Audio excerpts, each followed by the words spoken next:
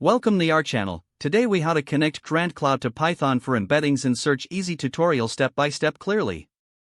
To begin, ensure you have a Qdrant Cloud account. Log in to your Qdrant Cloud dashboard. Create a new project if you haven't done so already. Take note of the API key provided for your project. Next, install the Qdrant client for Python. Open your terminal or command prompt. Run the command pip install Qdrant client. Once installed, open your preferred Python editor or IDE.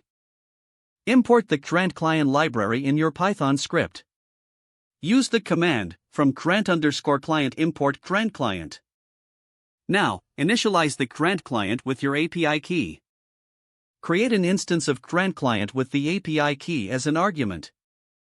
Next, create a new collection for your embeddings. Use the create_collection method with a suitable name. Make sure to define the appropriate vector size for your embeddings.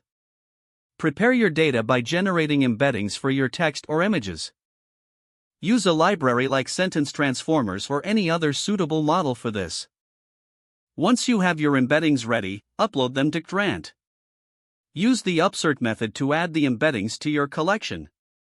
Make sure to provide a unique ID for each item you're uploading. Now that your data is in Qdrant, you can perform searches.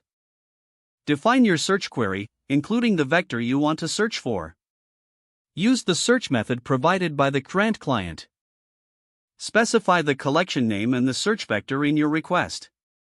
Analyze the results returned by the search method. You can extract the IDs and scores from the results for further processing. Finally, visualize or utilize the search results in your application as needed. This completes the connection of Qdrant Cloud to Python for embeddings in search. Don't forget to like this video and subscribe to our channel for more step-by-step tech guides.